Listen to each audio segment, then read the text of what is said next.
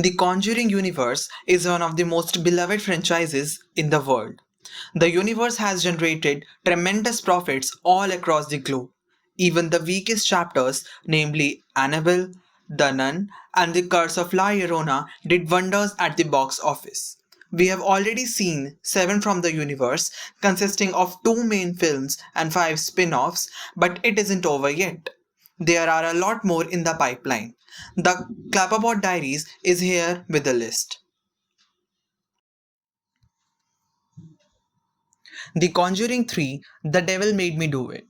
The movie is going to be based on the trial of Arne Shaneen Johnson, which was the first case in the United States to use a demonic possession as a defense.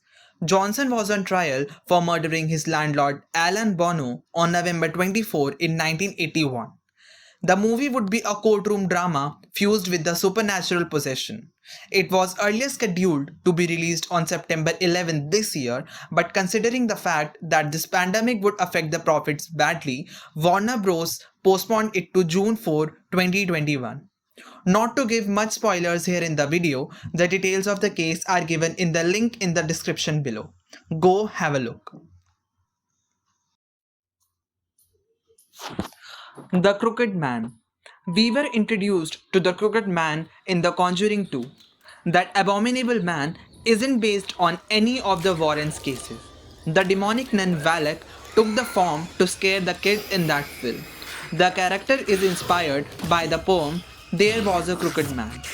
The Crooked Man was planned to be the immediate next spin off to be released after The Conjuring 2, but the fans were more interested in seeing the story of the nun. The makers have explicitly said multiple times that they'll work according to what the audience wants to see, but The Crooked Man is still on their list.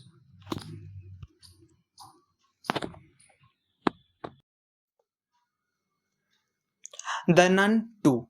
Released in 2018, The Nun, that was endorsed to be the darkest chapter, turned out to be the weakest chapter of the Conjuring universe.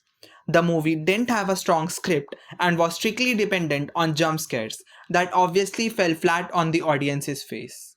The film ended with the nun coming to its end, but considering that the Black Nun made her presence felt in The Conjuring 2, that was based after 20 years of the plot of The Nun 2 is a bright possibility. In an interview, James Wan said that he already has an interesting storyline for The Nun 2.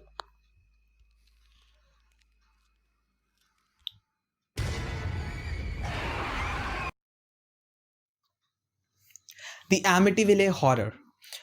The makers didn't want to go with this particular case of the Warrens as a chapter in the Conjuring universe because it has already been adapted a number of times. The Haunting in Connecticut was one of them.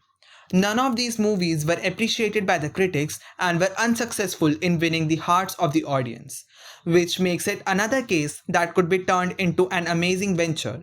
Even the makers have hinted at it a couple of times.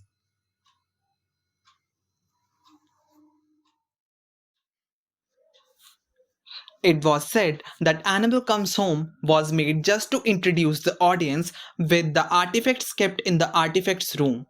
The movie didn't have a storyline, but even then, did well at the box office.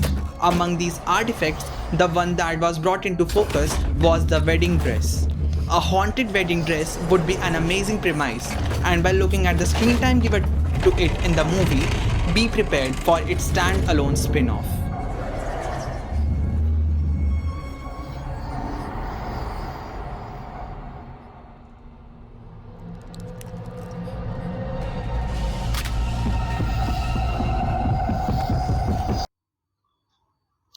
The Curse of La Llorona also ended hinting towards a prequel or sequel to the movie. The movie wasn't appreciated by both the critics and the audience, but was still considered as a hit. The Warrens are said to have performed the exorcism of a man who was under the possession of an evil werewolf. The man portrayed exemplary strength and murdered a couple of people. We saw the glimpse of a werewolf in Annabelle Comes Home. The makers know how to play their cards. Annabelle Comes Home did hint at its own spin off.